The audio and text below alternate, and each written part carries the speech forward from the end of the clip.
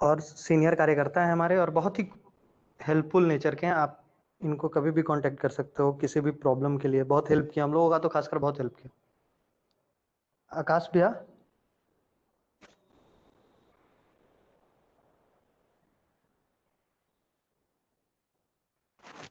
Hello. आकाश भैया आवाज आ रही है? हाँ हाँ, आ रही है। ठीक है भैया, आप मैं क्लास ले ऑडिबल हूँ? सकते। हाँ भैया। चलो, थैंक यू नरेश। अ, तो नरेश ने बता ही दिया है, जैसे मेरा नाम आकाश शुक्ला है और मैं एलसी वन का स्टूडेंट हूँ। अ, अभी करेंटली मैं एलएलएम कर रहा हूँ एनएलयू रांची से, नेशनल रांची। तो आज भैया हम योर लोग family law. Voice is breaking. Hello hello. हाँ भैया, आप ठीक है? मेरा अब ठीक है? अनम्यूट हो गया था। हाँ अच्छा, म्यूट कर लो सब लोग। 1 मिनट रुकना फिर है, 1 सेकंड में अपना सेटअप कर लूँ।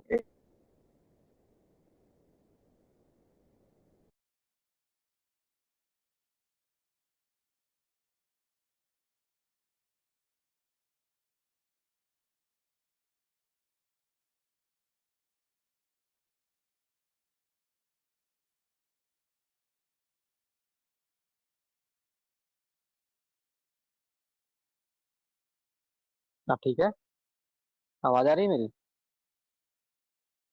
हाँ भैया, आवाज आ रही है।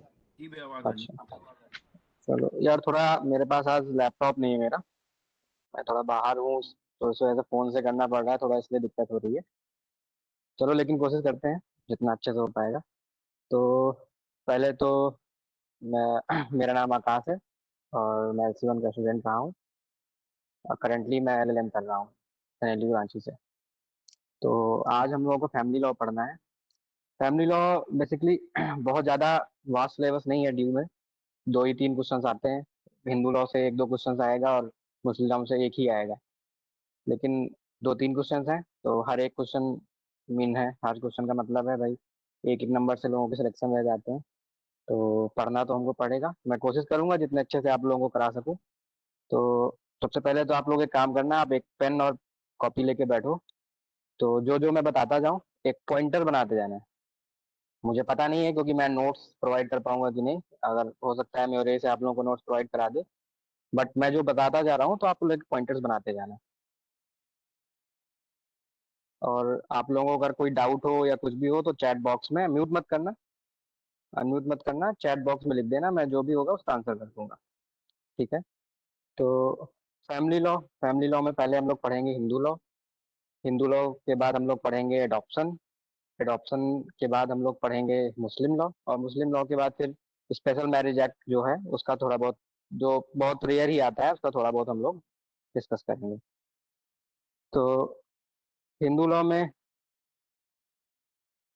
क्या, हिंदू लॉ में हम लोग पहले शुरुआत करेंगे, जैसे पहले सोर्सेस क्या थे हिंदू लॉ के, फिर क्या हुआ, फिर कैसे आया, अब हिंदू मैरिज एक्ट कैसे आया, फिर इसके बाद हिंदू मैरिज एक्ट में क्या क्या है, ये सारी चीज़ें डिस्कस करेंगे। तो अपना आप लोग पेन कॉपी ले लो और लिखते जाना साथ साथ में। ठीक है? तो हिंदू लॉ जो बेसिकली है वो, हम जब एंशियंट लॉ की बात करें, एंशियंट में तो श्रुतिज जैसे वेदास, जो हमारे वेदास हैं, 4 वेद हैं, वो हो गए। इसके बाद हमारी स्मृतिज हैं, स्मृतिज जैसे हमारी मनुस्मृति है। इसके बाद कुछ कमेंट्रीज आई, जैसे स्मृतिज पे ही कमेंट्रीज आई, कुछ फिलोसफर्स ने कमेंट्रीज दी। जैसे कमेंट्रीज में से हमारी मिताक्षरा और दयाभाग। तो ये इन्हीं के, जो इनमें जो कमेंट्रीज हैं, इनमें जो लॉ दिया है, उसी से हमारा हिंदू लॉ गवर्न होता था पहले। इसी की बेसिकली, ये इसी से मैरिज का, इनहेरिटेंस का, सक्सेशन का जो भी हमारा चलता था, इसी पे चलता था। तो इसके बाद हमारे फिर जब देश आज़ाद हुआ, उसके बाद हमको जरूरत पड़ी कि भाई इस लॉ को, जो हमारा है, इसको कस्टम्स हैं, जो यूजेस हैं, इनको कोडिफाई करते हैं। तो फिर एक राव कमेटी बनी, सर नरसिंह बेनेगल राव। उस कमेटी ने एक ड्राफ्ट तैयार किया और उस ड्राफ्ट को आगे चल के 1955 में हमारे 4 एक्ट बनाए गए। उससे पहले भी कुछ हमारे एक्ट, जैसे कास्ट डिसेबिलिटी एक्ट है, Hindu Hindu widows remarriage act है, और ये सब 2-3 एक्ट पहले भी आ चुके थे। तो राव कमेटी के रिकमेंडेशंस पे हमारे जो ये हम आज पढ़ेंगे हिंदू मैरिज एक्ट, ये सब ये राव कमेटी के इसमें बने थे। तो 1955 में हमारा हिंदू मैरिज एक्ट बना। ठीक है। उसके पहले क्या होता था कि मिताक्षरा और दया भागा दो स्कूल थे या कमेंट्रीज कह लो, तो मिताक्षरा और दया भागा से ही सब गवर्न होता था। उन्हीं की कमेंट्रीज पे ही हम हमारा मैरिज इनहेरिटेंस सक्सेशन वैसे चलता था। ठीक है। तो हम बात करेंगे कि पहले मनुस्मृति के अकॉर्डिंग जो हमारे हिंदू लॉ में मैरिज थी वो 8 टाइप्स की मैरिज होती थी। 8 टाइप्स में 4 अप्रूव्ड मैरिज और 4 अनअप्रूव्ड मैरिज। 4 अप्रूव्ड कौन सी थी? ब्रह्म, देव, अर्श, प्रजापति, ये 4 अप्रूव्ड मैरिज थी। और अनअप्रूव्ड मैरिज कौन सी थी? असुर, गंधर्व, राक्षस, पिशाच, ये 4 हमारी अनअप्रूव्ड मैरिजेस थी। आपके सिलेबस में ऐसा पूछेगा नहीं ब्रह्म क्या है, देव क्या है, ये सब अभी नहीं पूछेगा, ये बात के लिए, लेकिन मैंने आपको बस ये बता दिया कि 4 हम 8 मैरिजेस हमारे हिंदू लॉ में थी। तो हो सकता है कि मैरिजेस पूछ ले कि कितनी मैरिजेस थी। ये एंशिएंट लॉ में ऐसा कुछ नहीं है, ये पहले का था। 1955 में आया हिंदू मैरिज एक्ट। इसकी डेट लिख लेना, डेट पूछ सकता है। 18 में 1955 को हिंदू मैरिज एक्ट आया।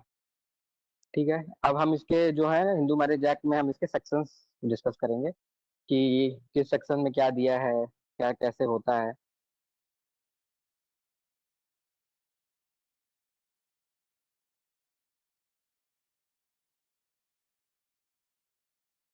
एक मिनट।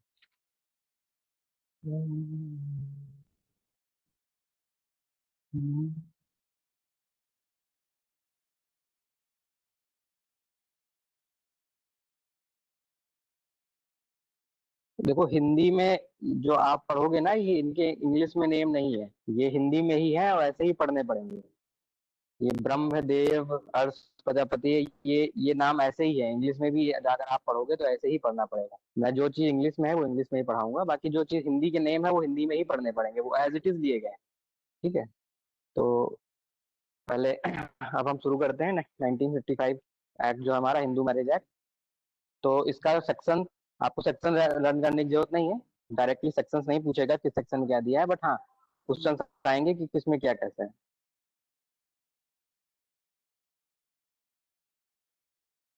ठीक है। तो सेक्शन 1 जो है वो कहता है कि शॉर्ट टाइटल एंड एक्सटेंड, कि जो हमारा ये हिंदू मैरिज एक्ट है ये इसका एक्सटेंड क्या होगा, कहाँ तक ये, कि इसकी बाउंड्री क्या है एक तरीके से।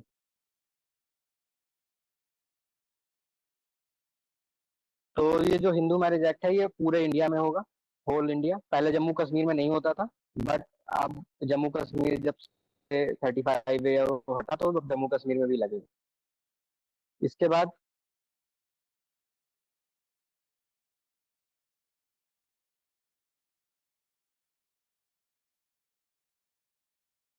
चलो, अभी चैट तुम लोगों के बहुत आ रहा है, मैं तुम लोगों को लास्ट में सब चीजें बता दूंगा, कितने क्लास में होगा क्या होगा।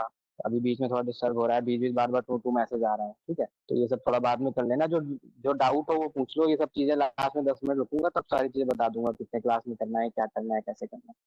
ठीक। तो पहले जम्मू कश्मीर में नहीं होता था, अब वहां भी होगा। इसके बाद एक्स्ट्रा टेरिटोरियल भी होता है। जैसे मान लीजिए कोई हिंदू है, वो अगर अमेरिका में भी है, तो अगर वहां भी वो मैरिज करेगा कुछ करेगा तो उसमें भी हिंदू लॉ गवर्न होगा उसके लिए भी। तो इसमें होल इंडिया में भी और किसी भी टेरिटरी में अगर हिंदू है उन पर भी गवर्न होगा अपना हिंदू लॉ। ठीक। इसके बाद सेकंड, जो इसका सेक्शन सेकंड है, उसमें इसमें एप्लीकेशन ऑफ द एक्ट, मतलब हिंदू लॉ किस पे एप्लीकेबल होगा, कौन वो लोग हैं जिन पे हिंदू लॉ लगेगा। तो वो तो any person who is Hindu bye religion, मतलब कोई भी पर्सन जो हिंदू बाय रिलीजन है, मतलब हिंदू जैसे हम, जैसे मैं हूँ, मैं हिंदू हूँ, तो जो भी पर्सन वो हिंदू बाय रिलीजन होगा उस पर लगाएगा। इसके बाद कोई भी ऐसा पर्सन जो वीर सेवा, लिंगायत या ब्रह्मो, प्रार्थना या आर्य समाज, आपने सुने होंगे आर्य समाज, ब्रह्म समाज, प्रार्थना समाज, ये जो भी है लोग, लिंगायत, वैर सभा वो लोग होते हैं जो भगवान शिव को मानते हैं। तो ये जैसे ये जितने लोग हैं इन पे सब में हिंदू लोग गवर्न होगा। ठीक। इसके बाद कौन कौन होंगे? To any person who is Buddhist, Jain, Sikh by religion, मतलब बुद्धिस्ट भी, जैन भी और सिख भी, इन पे भी हिंदू लॉ गवर्न होगा।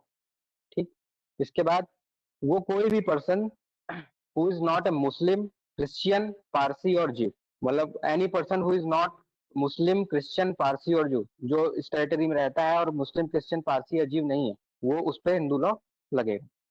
ठीक है। हाँ, बट इसमें एक वो है कि ऐसा कोई पर्सन है, जैसे मान लीजिए हमारे ट्राइबल एरिया के कुछ लोग हैं जो ट्राइब्स हैं, उसमें अगर सेंट्रल गवर्नमेंट जब तक नहीं करती है तब तक हिंदू लॉ नहीं लगता है। तो कुछ इसमें एक्सेप्शन हैं, उनमें जो शेड्यूल्ड ट्राइब्स के लोग होते हैं, अगर उनके कस्टम यूजेस हैं जिसमें उनके अकॉर्डिंग की हिंदू लॉ उन पर गवर्न नहीं होना चाहिए, तो वहां पर नहीं होता है। तो उसमें सेंट्रल गवर्नमेंट ऑफिशियल गैजेट में ऑर्डर करती है कि भाई इस ट्राइब में होगा, इस ट्राइब में नहीं होगा। ठीक है। इसके बाद जो सेक्शन 2 है वो ये बोलता है हु इज ए हिंदू, मतलब हिंदू कौन कौन होगा। अब हमने तो ये तो पढ़ लिया कि हिंदू लॉ किस पे लगेगा, yes it is applicable on Jammu Kashmir. अब होगा, पहले नहीं था, बट जब 35A हट गया है, अब वो भी यूटी है, वो भी इंडिया का पार्ट है, तो उसमें भी लगा। तो अब हम पढ़ेंगे कि हु इज ए हिंदू। तो हिंदू कौन कौन होगा, तो हिंदू कौन होगा, लेजिटिमेट, इलेजिटिमेट, कोई भी चाइल्ड हो, अगर उसके दोनों पेरेंट्स हिंदू, बुद्धिस्ट, सिख या जैन रिलीजन के होंगे, वो हिंदू होगा। Any person whose both parents are Hindu, Buddhist, Jain और Sikh by religion, he will be Hindu. ठीक, देन एनी चाइल्ड लेजिटिमेट और illegitimate whose parents is a Hindu, any one of his Hindu and जिसकी upbringing Hindu, Hindu culture, Hindu community हुए, मान लीजिए आप दो parents हैं, एक क्रिश्चियन है और एक हिंदू है, उनकी स्पेशल मैरिज एक्ट में शादी हो गई, तो ये क्या लॉ क्या कहता है, अगर अगर कोई पर्सन है और वो उसका एक पेरेंट्स कोई हिंदू है और उसकी जो अपब्रिंगिंग है, मतलब जो उसका पोषण हुआ है, जो उसकी जो वो ब्रॉटअप हिंदू फैमिली में हुआ है, Hindu culture, Hindu custom.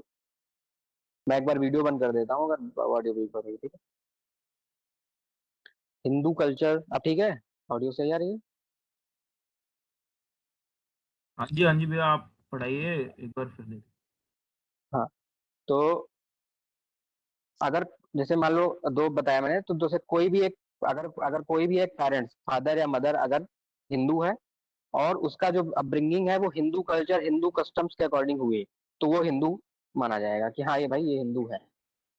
Third, कि any person who is convert और reconvert to Hindu, Buddhist, Jain और सिख रिलीजन, मतलब कोई भी ऐसा पर्सन जो कन्वर्ट हो गया हो हिंदू में, हिंदू रिलीजन में, बुद्धिस्ट रिलीजन में, जैन में या सिख में, उसको हिंदू माना जाएगा। और अब कन्वर्ट के लिए हिंदू, जैसे हिंदू में क्या होता है ना, कन्वर्ट के लिए कोई ऐसी सेरेमनी नहीं होती है। आपने अगर कह दिया कि मैं हिंदू हूँ, आपने अखबार में निकलवा दिया कि आज से मैं हिंदू कस्टम को फॉलो करूंगा और आप हिंदू कस्टम और रिलीजन को फॉलो कर रहे हो, तो आप हिंदू माने जाओगे। ठीक है, तो ऐसा पर्सन जो कन्वर्ट हो गया हो हिंदू, बुद्धिज्म, जैन या सिख में, तो उसको हिंदू माना जाएगा। ये हमारा सेक्शन 2 कहता है। सेक्शन 2 में बेसिकली दो चीजें हैं कि अप्लीकेबल किस पे होगा और हु इज हिंदू।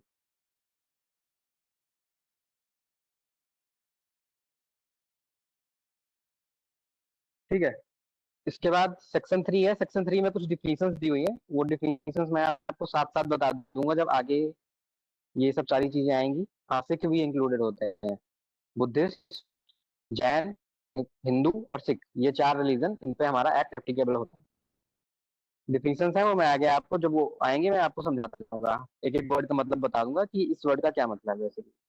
इसके बाद सेक्शन 4 है। सेक्शन 4 में over riding effect of the act है। ओवर राइडिंग इफेक्ट का मतलब है कि इस एक्ट के आने के बाद, इससे पहले कोई भी लॉ रहा हो, कोई भी कस्टम रहा हो, कोई भी यूजेस कुछ भी रहा हो, कैसा भी कुछ भी हो, अगर वो इसको इस एक्ट के साथ वो नहीं करता है, मतलब क्या बोलते हैं, इनकंसिस्टेंट है, कोई भी ऐसा कोई क्लॉज, ऐसा कुछ भी कस्टम है, तो वो एप्लीकेबल नहीं होगा। इसके बाद सिर्फ यही एक्ट हमारा माना जाएगा, इसी एक्ट के थ्रू ही सारी चीजें गवर्न होंगी। ये ओवर राइडिंग इफेक्ट सेक्शन 4 में इसमें दिया हुआ है। ठीक, अब आएगा हमारा सेक्शन 5।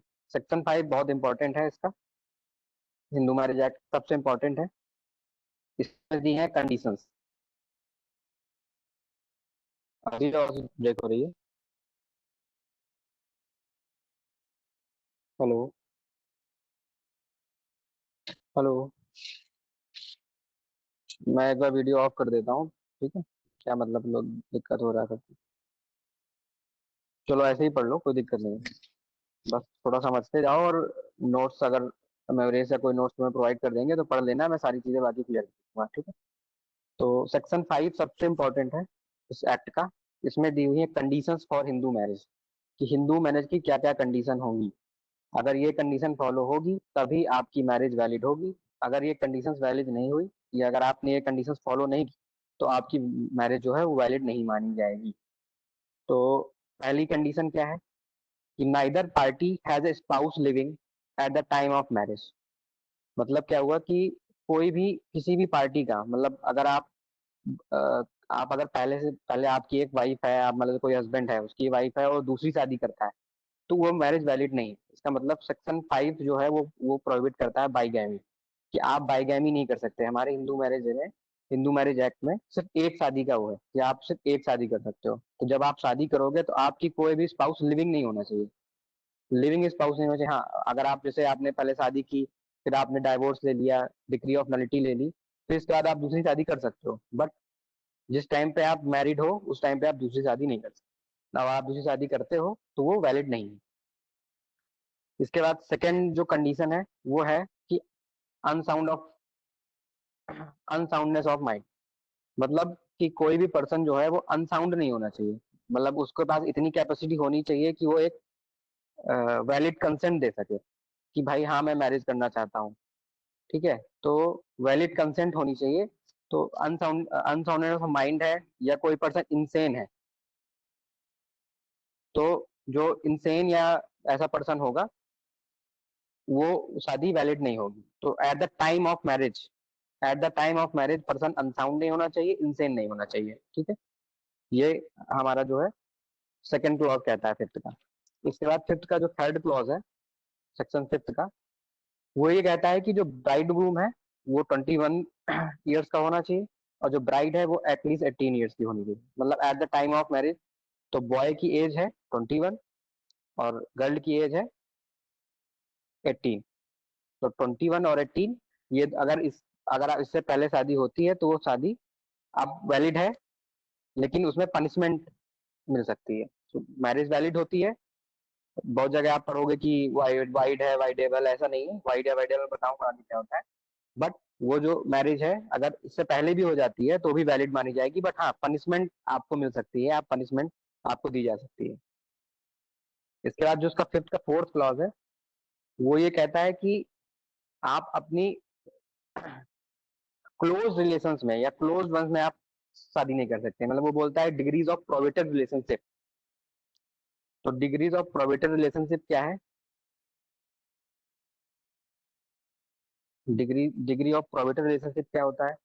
मतलब जैसे मैं हूँ, तो मेरे फादर ग्रैंडफादर, तो हम हमारे आप जो ये लीनियर डिसेंडेंट है इसमें शादी नहीं हो सकती। मतलब किसी भी से, तो मदर से शादी नहीं हो सकती आप, इसके बाद ग्रैंड मदर से शादी नहीं हो सकती।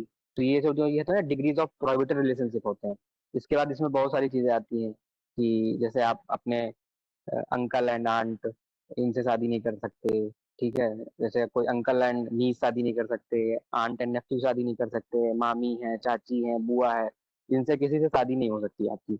आपके उससे कजिन्स हैं, सिबलिंग्स हैं, ये सब जो है ये डिग्रीज ऑफ प्रोविटेड रिलेशनशिप में आती है। ये सब इनसे आपका मैरिज नहीं हो सकती। अगर आप इनसे मैरिज करते हो तो वो वाइड मानी जाएगी, ठीक है? इसके बाद आता है सपिंदा रिलेशनशिप। सपिंदा रिलेशनशिप बेसिकली क्या होता है कि ये आप ये समझ लो कि जो चीजें डिग्री ऑफ प्रोविडेंट रिलेशनशिप में रह गई, मतलब ऐसे भी बहुत सारे लोग होंगे ना जो इसमें नहीं आए, तो वो सपिंदर रिलेशनशिप में आ जाते हैं। तो सपिंदर रिलेशनशिप हमारा कैसे जॉइन होता है कि फादर की 5 पीढ़ियां ऊपर, मतलब 5 असेंडेंट्स वाला 5 पीढ़ियां ऊपर तक फादर के साइड से, और 3 मदर के साइड से, ये आपका सपिंदर रिलेशनशिप में आता है, ठीक है? तो अब सपिंदर रिलेशनशिप और डिग्री ऑफ प्रोविडेंट रिलेशनशिप में ना बहुत ज्यादा लोगों को कंफ्यूजन रहती है कि ये सपिंदर रिलेशनशिप क्या है, डिग्री ऑफ प्रोविडेंट रिलेशनशिप क्या है। तो जैसे मैंने आपको बताया कि डिग्री ऑफ प्रोटेक्शन, तो मैंने आपको बताया कि आपके जितने क्लोज्ड वंस हैं सारे आसपास के, वो आपके डिग्री ऑफ प्रोटेक्शन रिलेशनशिप में आ जाए। सपिंदा रिलेशनशिप में क्या होगा, जैसे मान लीजिए एक मेरे फादर हैं, फादर के फादर मतलब ग्रैंडफादर हो गए, ग्रेट ग्रैंडफादर हो गए, ग्रेट ग्रैंडफादर के ऊपर भी जो ग्रेट ग्रेट ग्रैंडफादर हो गए, उनका हो सकता है उनका भी कोई एक लड़का रहा हो, तो वो एक एक मेरी पीढ़ी ऐसे आ रही है, एक आ रहा है लीनियर डिसेंडेंट हम लोग हैं, एक हो सकता है उनका भी एक लीनियर डिसेंडेंट रहा हो, तो वो एक सपिंदा में, एक सपिंड मतलब होता है कि पिंड, जो हम लोग पिंड दान करते हैं ना, आप लोगों ने हिंदू मैरिज, हिंदू उसमें पढ़ा होगा पिंड, जानते होगे आप लोग पिंड दान, तो एक पिंड हमारे, एक पिंड है वो हमारा, एक ही जीन है, एक ही लीनेज वो है, हमारे जो एसेंडेंट्स हैं वो कॉमन है, तो इस वो सपिंदा रिलेशन में आ जाता है। तो इसी तरह फादर की तरफ से 5 पीढ़ी ऊपर तक और मदर की तरफ 3 लीनियर एसेंडेंट, तो ये दोनों, ये जो है ये सपिंदा रिलेशन में आता है, तो आप सपिंदा रिलेशनशिप में मैरिज नहीं कर सकते। अगर आपको समझ नहीं पाया तो मैं एक चार्ट बना के आपको कोशिश करता हूँ।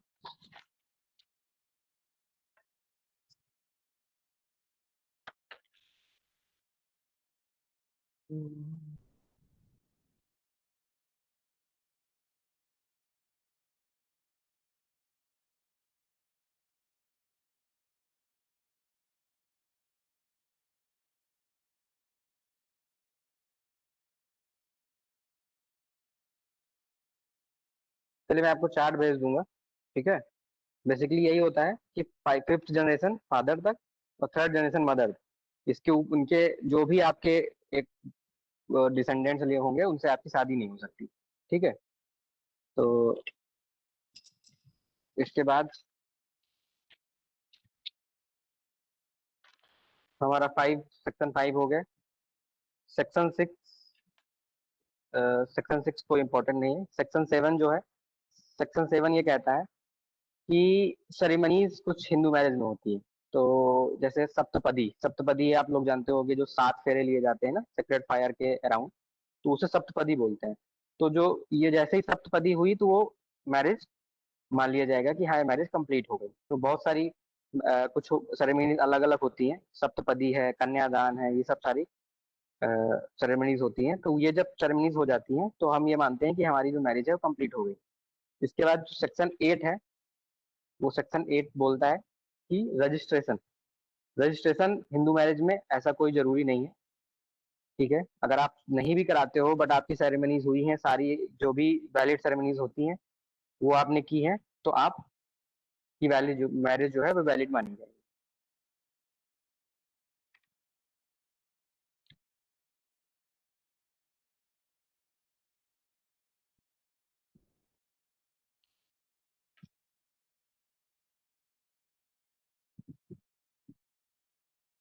ठीक है, ये इतनी सारी चीजें हो गई। अब हमारा आता है, अब हम पहले पढ़ लेते हैं 11 और 12, इसके बाद मैं आपको 9 और 10 बताऊंगा। पहले 11 और 12 पढ़ लेंगे, वाइड और वाइडेबल मैरिज, कि कौन सी मैरिजेस जो है वो वाइड होंगी, कौन सी मैरिजेस हैं जो वाइडेबल होंगी। तो वाइड क्या होता है, वाइड जो होता है कि जो वाइड एब इनिशियो, मतलब जो शुरू से ही वाइड है, मतलब उसमें नल है, मतलब शुरू से ही वाइड है, वो वैलिड है ही नहीं, तो उसे बोलते हैं वाइड मैरिजेस। तो वाइड मैरिजेस कौन कौन सी होती हैं, वाइड मैरिजेस होती हैं कि अगर आप बाइगैमी, मतलब अगर आप आपकी कोई वाइफ है, लिविंग वाइफ है या हस्बैंड है, अगर आप बाइगैमी करते हो तो वो जो सेकंड वाइफ होगी वो उसके साथ वाइड माना जाएगा, आपकी मैरिज जो है वो वाइड होगी। इसके बाद अगर आप अपनी डिग्री, प्रोहिबिटेड डिग्री जो है रिलेशनशिप में उसमें आप करते हो तो भी आपको वाइड माना जाएगा। अगर आप सपिंदा रिलेशनशिप में आप मैरिज करते हो तो भी वाइड होगी। तो मतलब 3 कंडीशंस में जो है वो वाइड माना जाएगा। कौन कौन सी, एक बाइगैमी हो गई, एक हो गई डिग्री ऑफ प्रोहिबिटेड रिलेशनशिप, और दूसरा सपिंदा, ये 3 वाइड माना जाता है। इसके बाद सेक्शन जो 12 है वो है वाइडेबल। वाइडेबल का मतलब है कि वो वैलिड है, तब तक वैलिड है जब तक कोर्ट जो है वो डिग्री ऑफ नलिटी नहीं पास कर देता। मतलब अगर आप जब तक कोर्ट नहीं जाते हो, कोर्ट जाके आप डिग्री ऑफ नलिटी नहीं लेते हो कि भाई इसको एडल कर दो या इसको डिसॉल्व कर दो, तो तब तक वो मैरिज वैलिड वैलिड है। तो उनको वो उसको बोलते हैं वाइडेबल, वाइडेबल मैरिजेस कौन कौन सी होती हैं? वाइडेबल मैरिजेस होती हैं कि आप अगर at the time of marriage आपने कोई अनसाउंड माइंड है या कोई इंसेन पर्सन है, उससे शादी हो गई, तो आप अपनी मैरिज जो है वो वाइड करवा सकते हो। आप कोर्ट के पास जाओ, डिग्री ऑफ नलिटी ले लोगे, तो आपकी मैरिज जो है वाइड हो जाएगी। ठीक है। दूसरा कि जो पर्सन है ना वो इम्पोर्टेंट, अगर मान लो जो इम्पोर्टेंट है, इम्पोर्टेंट मतलब वो बच्चों का जो ना प्रोक्रिएशन, मतलब बच्चे नहीं पैदा कर सकता, तो भी आप वो ले सकते हो, डिग्री ले सकते हो नलिटी की। ठीक है, वाइडेबल माना जाएगा। इसके बाद अगर आपकी जो कंसेंट है वो फ्रॉड, कोएजन, या आपने पढ़ा होगा सारी चीजें टर्म्स है, अगर फ्रॉड या फोर्स के थ्रू अगर आपकी जो कंसेंट है वो ली जाती है, तो भी आप मैरिज अपनी वाइडेबल या डिग्री जाके कोर्ट से डिग्री ले सकते हो। ठीक है। और एक चौथा भी होता है, जैसे कोई वाइफ, किसी हस्बैंड या वाइफ की शादी हुई, तो वो जो वाइफ है वो पहले से ही प्रेग्नेंट है, और आप मैरिज के टाइम आपको पता चला वो प्रेग्नेंट है, लेकिन आप इस फैक्ट से अननोन थे, आप इस फैक्ट को आपको पता नहीं था कि वो प्रेग्नेंट है, और आपकी उसके शादी हो जाती है, तो आप डिग्री ले सकते हो, वो वाइडेबल मैरिज मानी जाएगी। ठीक है। इसके बाद हम सेक्शन 9 में आते हैं। सेक्शन 9 है restitution of conjugal rights.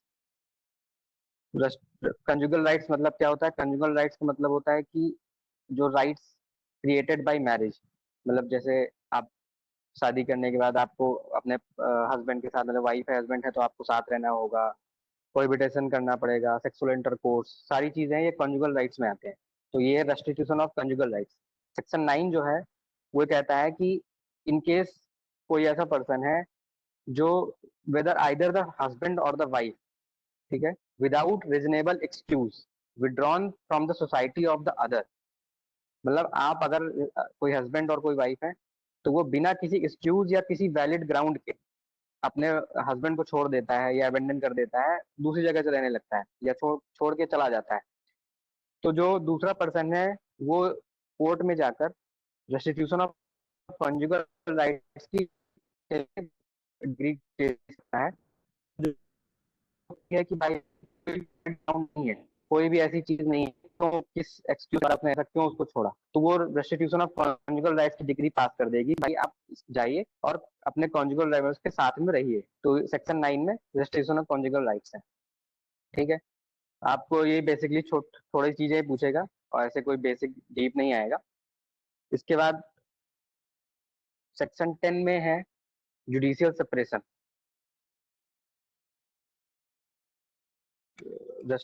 Conjugal rights दोबारा बता देता हूँ।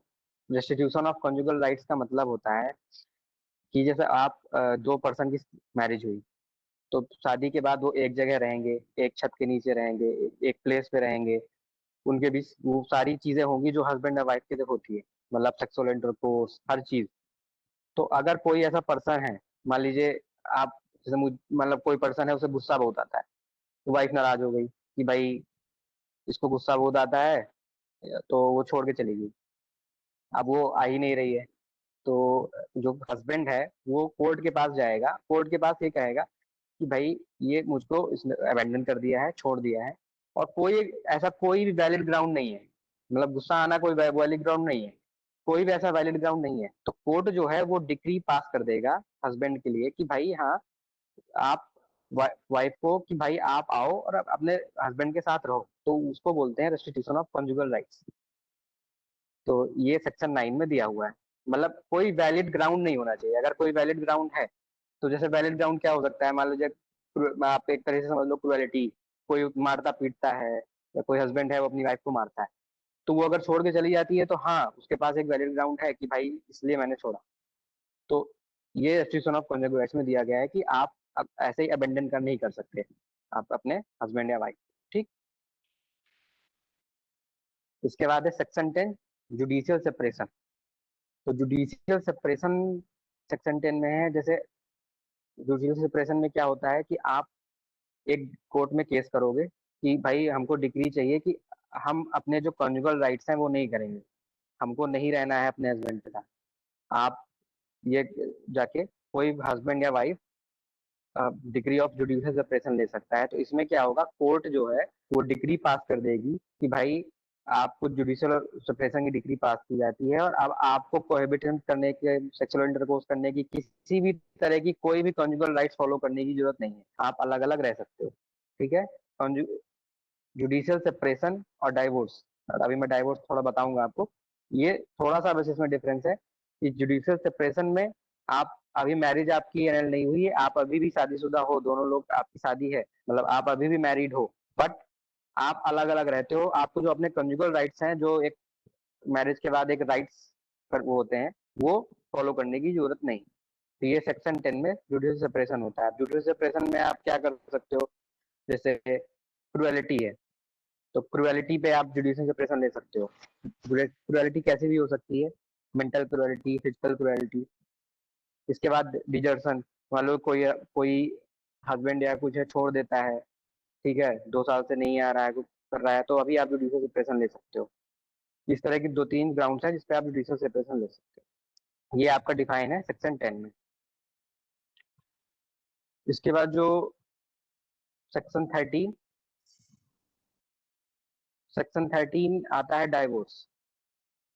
ठीक है, तो सेक्शन 13 में डाइवोर्स है। डाइवोर्स आप कब कब ले सकते हो, डाइवोर्स के लिए, एक मिनट। तो डाइवोर्स लेने का जो पहला ग्राउंड है वो तो है कि भाई एडल्ट्री। ठीक है, कि एडल्ट्री क्या होता है कि आप मैरिड हो और किसी, आप मैरिड दूसरे किसी अलग दूसरे पर्सन के साथ आप सेक्सुअल इंटरकोर्स या ऐसे किसी भी उसमें हो, इंडल्ज करते हो, तो भाई ये एडल्ट्री होगी। तो अगर कोई वाइफ या कोई हस्बैंड एडल्ट्री करता है, तो जो दूसरी पार्टी है वो डाइवोर्स के लिए पिटीशन फाइल कर सकती है। ठीक है, दूसरा, डाइवोर्स के लिए क्या होता है कि क्रुएलिटी भी डाइवोर्स के लिए है, कि कोई पर्सन मेंटल या फिजिकल क्रुएलिटी करता है तो आप वो ले सकते हो। ठीक है, एडल्ट्री पहले क्राइम था, अब क्राइम नहीं है, बट ग्राउंड ऑफ डाइवोर्स अभी भी है। आप एडल्ट्री के बेसिस पे डाइवोर्स ले सकते हो, बट पहले क्राइम था, अब क्राइम नहीं है।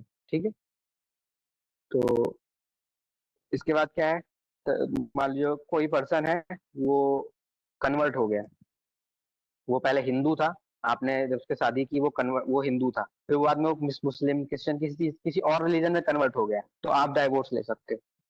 ठीक, फोर्थ क्या है, अनसाउंड ऑफ माइंड, मतलब कोई कोई पर्सन है, जैसे आपकी मैरिज हुई थी और वो इन केस वो अनसाउंड माइंड का है, और या कोई ऐसा मेंटल डिसऑर्डर है कि हाँ भाई आपको खतरा है उससे, आपको अपनी लाइफ का, ठीक है, आपकी लाइफ का खतरा है, तो आप उसमें भी डाइवोर्स ले सकते हो। इसके बाद कोई ऐसी वेनरियल डिसीज है, मतलब कोई ऐसी डिसीज है जिस जो बहुत खतरनाक है या कम्युनिकेबल, तो भी आप ले सकते हो डाइवोर्स। देन एक होता है कि रिनाउंस, आपने सोचा बहुत लोग होते हैं जो संन्यास ले लेते हैं, भाई रिनाउंस कर देते हैं वर्ड की, हम जा रहे हैं, साधु बन जाएंगे, हरिद्वार में बैठेंगे, ऋषिकेश में बैठेंगे। तो अगर कोई ऐसा पर्सन है जो रिनाउंस कर देता है कि वर्ड को, ठीक है, रिलीजियस उसमें, तो आप जाके उस केस में भी आप डाइवोर्स ले सकते हो।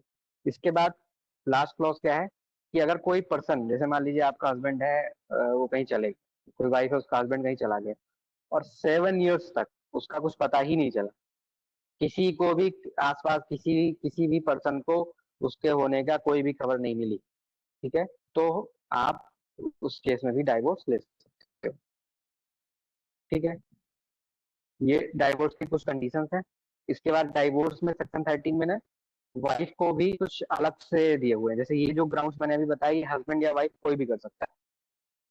ठीक है, जैसे आप हस्बैंड या वाइफ इन केसेस पे, जैसे एडल्ट्री हो गया, क्रुएलिटी हो गई, डिसीज हो गया, कन्वर्जन हो गया, ठीक है, कोई पर्सन रिनाउंस कर देता है, या कोई पर्सन 7 साल तक उसका पता नहीं चलता है, ठीक, तो ये सब जो चीजें हैं, ये इस केसेस पे आप डाइवोर्स ले सकते हो।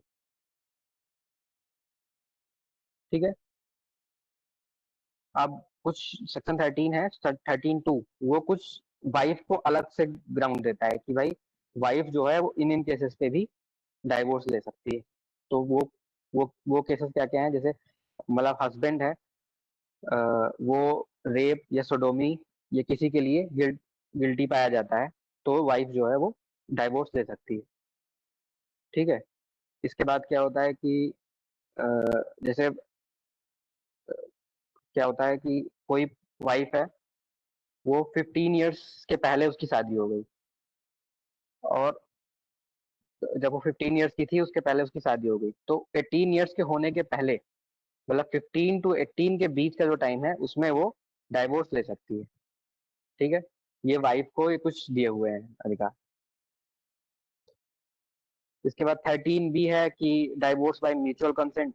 तो आप म्यूचुअल कंसेंट से भी डाइवोर्स ले सकते हो कि भाई दोनों वाइफ और हस्बैंड ये चाहते हैं कि हम भाई साथ नहीं रह सकते, हमारे बीच कंपैटिबिलिटी नहीं है, तो जो वो दोनों हैं वो भी म्यूचुअल कंसेंट से भी डाइवोर्स ले सकते हैं। अब इसके बाद सेक्शन 14 है।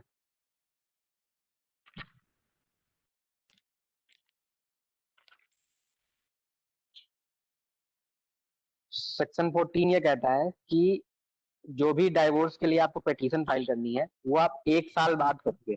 मतलब जब शादी के आपके 1 साल हो जाते हैं उसके बाद आप फाइल कर सकते हो, तो मतलब 1 साल का समय आपको लेना पड़ेगा पिटीशन फाइल करने के लिए। ठीक है। ये सेक्शन 14 कहता है।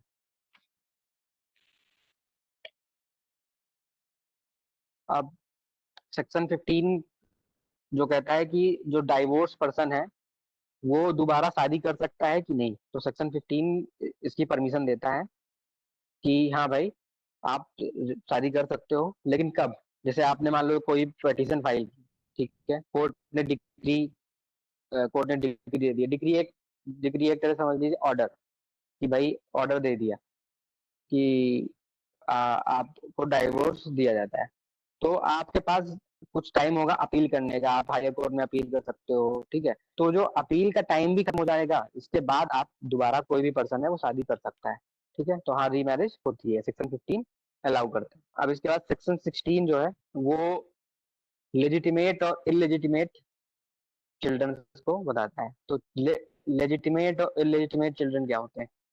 तो लेजिटिमेट क्या होते हैं कि कोई भी पर्सन जो है, कोई भी बच्चा है, वो अगर वैलिड मैरिज से होता है, जो सेक्शन 5 में ग्राउंड्स दिए हुए हैं, तो उसमें वैलिड मैरिजेस से होता है, वो लेजिटिमेट माना जाएगा कि आपके जो फादर और मदर हैं उनकी जो मैरिज है वो वैलिड है।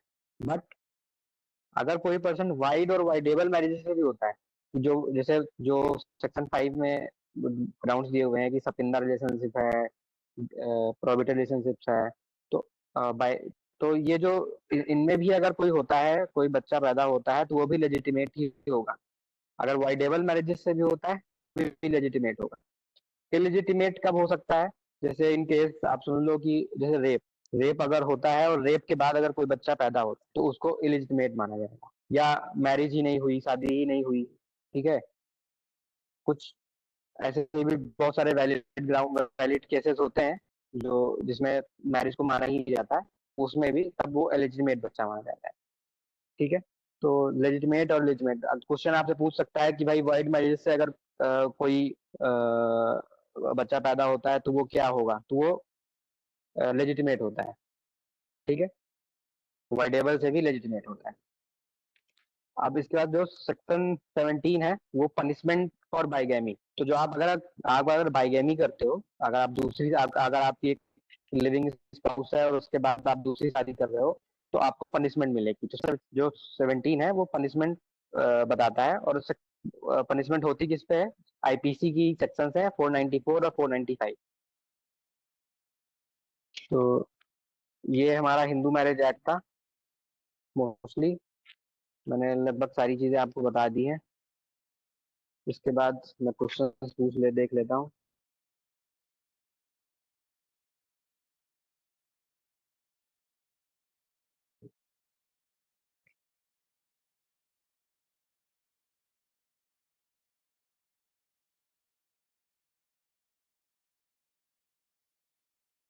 एक बार जिसको जो डाउट हो ना, एक बार टाइप कर दो, उसमें बहुत ज्यादा चैट से समझ में नहीं आएगा। ठीक है। एक बार आप लोग टाइप कर दो जो जो डाउट्स है, मैं आपको एक एक करके डाउट क्लियर करता जाऊंगा।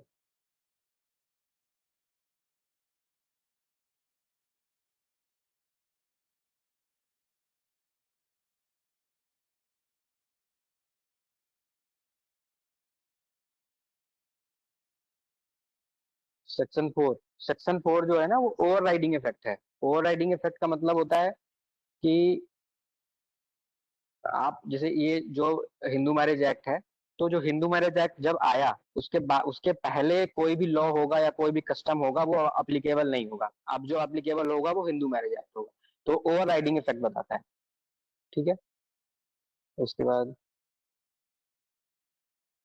सेक्शंस लर्न नहीं करने हैं, बट कुछ याद कर लो। जैसे सेक्शन 5 है, सेक्शन 5 कंडीशंस बताता है हिंदू मैरिज की, ये बहुत इंपॉर्टेंट सेक्शन है। सेक्शन 13 है, डाइवोर्स है। ठीक है, ये सब थोड़ा इंपॉर्टेंट है, बाकी सेक्शन ऐसे डायरेक्ट नहीं पूछेगा।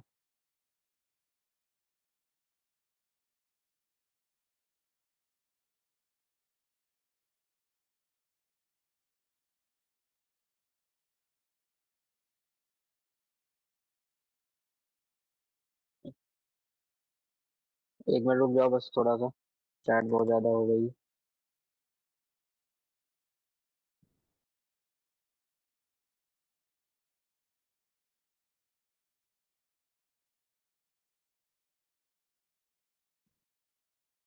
सेक्शन 3 में डिफिनीशंस हैं, वो मैं डिफिनीशंस आपको अभी बताता हूँ। ठीक है।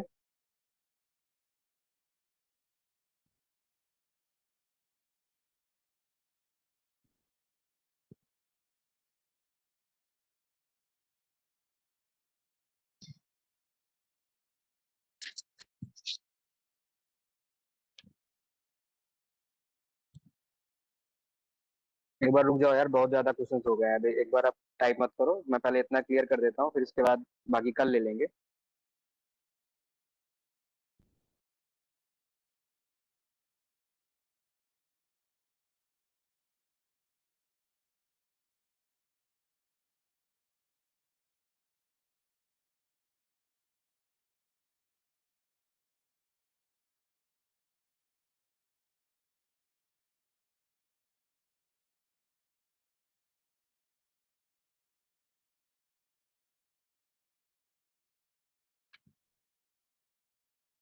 अब मत टाइप मत करो यार, रुक जाओ सब लोग थोड़ा।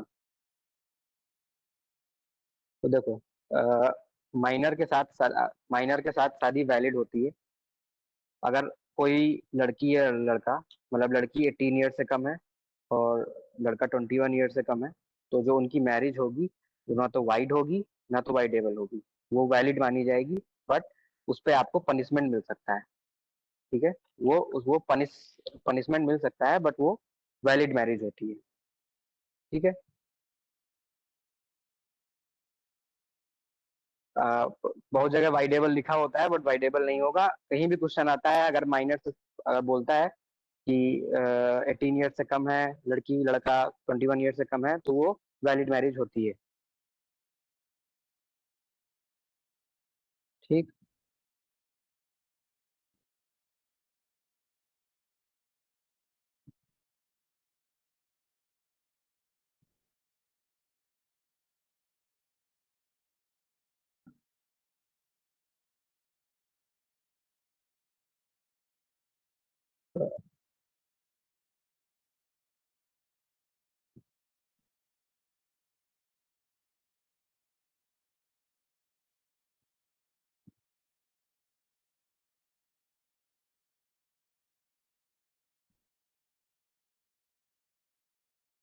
देखो, आप लोग अगर ऐसे टाइप करते रहोगे तो मैं आंसर नहीं कर पाऊंगा, क्योंकि लगातार मैं एक क्वेश्चन ही नहीं पढ़ पा रहा हूँ। एक एक क्वेश्चन पढ़ता हूँ, दूसरा आ जाता है।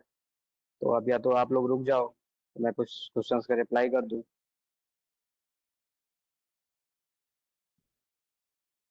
ठीक है, क्योंकि वो चैट रुक ही नहीं रही है। आप लोग लाइन क्वेश्चंस आते जा रहे हैं, आते जा रहे हैं, ऐसे मैं पढ़ ही नहीं पा रहा। नरेश, चैट म्यूट हो सकती है क्या? चैट। एक बार सभी लोग रुक जाओ यार, ऐसे क्वेश्चंस अगर आप लोग डालोगे तो फिर भैया रिप्लाई नहीं कर पाएंगे, मजबूरन हमें बंद करना पड़ेगा। ठीक है, अभी वेट कर लेते हैं, उसके बाद स्टार्ट कर लेंगे दोबारा, कोई बात नहीं। आप हाँ कल हाँ। सेशन ले लेंगे, ऐसा कुछ नहीं है। जिसको भी जो भी डाउट है टेलीग्राम ग्रुप पे आप पूछ लेना। भी थोड़ा सा जो भैया ने स्टार्टिंग के क्वेश्चंस जो आए हैं, जो भी डाउट्स, वो क्लियर करने दो भैया को। भैया आप करिए।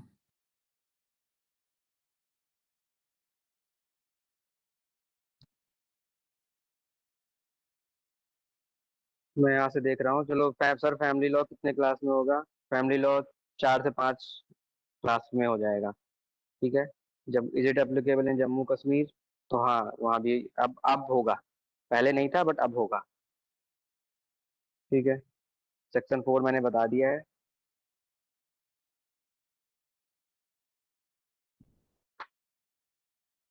और son of a great grandfather will fall under, हाँ ये सब सब डिग्री ऑफ प्रोविडेंट रिलेशनशिप में आता है। ठीक है।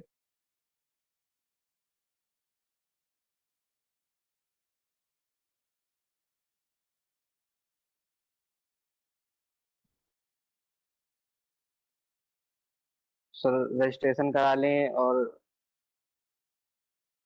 वो, एक मिनट रुको यार, वो बार बार वो हो जाता है, आप लोगों की चैट ही इतनी आ रही है, मैं क्वेश्चन पढ़ता हूँ फिर वो आगे चला जाता है। रजिस्ट्रेशन करा लेते हो और सेरेमनीज नहीं होती हैं, तो सेरेमनी ऐसा कोई इंपॉर्टेंट नहीं है। बहुत सारे अलग अलग सेक्ट होते हैं जिसमें कुछ हर की सेरेमनी अलग अलग होती है। तो अगर आप रजिस्ट्रेशन करा रहे हो तब तो कोई वही नहीं है। बट सेरेमनीज तब के लिए आपने रजिस्ट्रेशन नहीं कराया, आप सेरेमनीज आपकी सारी फॉलो होती है, तो आपकी मैरिज वैलिड हो जाती है। इसलिए सेरेमनीज जो हमारे कस्टम्स हैं, जो हमारी सेरेमनीज कस्टम अलाउ करता है कि सप्तपदी होना चाहिए भाई, जो हमारा हिंदू रिलीजन कहता है कि 7 फेरे लेना चाहिए सेक्रेड फायर में, तो ये जो सेरेमनीज होती हैं ये जरूरी होती है। अगर आप रजिस्ट्रेशन कराते हो तब तो वेल एंड गुड है।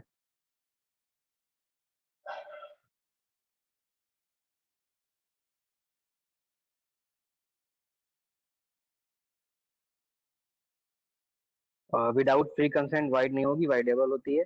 वाइडेबल इसलिए होती है कि मान लीजिए आपकी फ्रॉड या फोर्स से आपकी मैरिज करा दी गई, बट अब मैरिज हो गई, अब आपका हस्बैंड है, आप उसके साथ खुश हो या आप उसके साथ रहना चाहते हो, आपको कोई दिक्कत नहीं है, तो आपकी मैरिज वॉइड थोड़ी मान ली जाएगी। इसलिए उसको वाइडेबल माना जाता है कि अगर आप चाहते हो तो आप इसको वॉइड करा, कोर्ट से वॉइड बना सकते हो कि भाई आप डिग्री ले लो तो ये वॉइड हो जाएगी।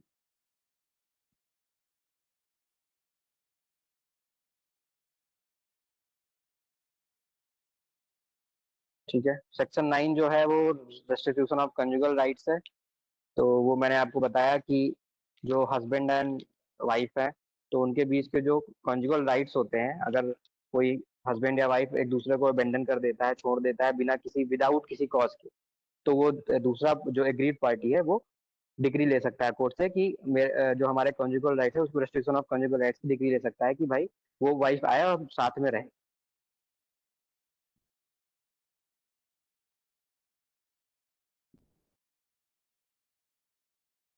ठीक है।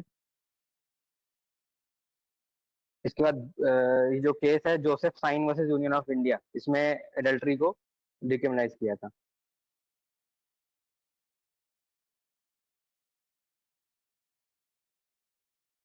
और शादी के बाद डाइवोर्स पिटीशन फाइल करने के लिए 1 साल वेट करना पड़ेगा। हाँ, 1 साल के बाद आप फाइल कर सकते हो और 1 साल साथ रहने की जरूरत नहीं है। ये जो जुडिशियल सेपरेशन जो आपको बताया था, ये जुडिशियल सेपरेशन उसी लिए है कि आपने कोर्ट से जुडिशियल सेपरेशन की डिग्री ले ली, तो आप अब अलग रह सकते हो। आपको जो कंजुगल राइट्स है वो फॉलो करने की जरूरत नहीं है। ठीक है। बॉय 21 एंड गर्ल 16 की हो तो वो वैलिड होगी, मैरिज वैलिड होती है।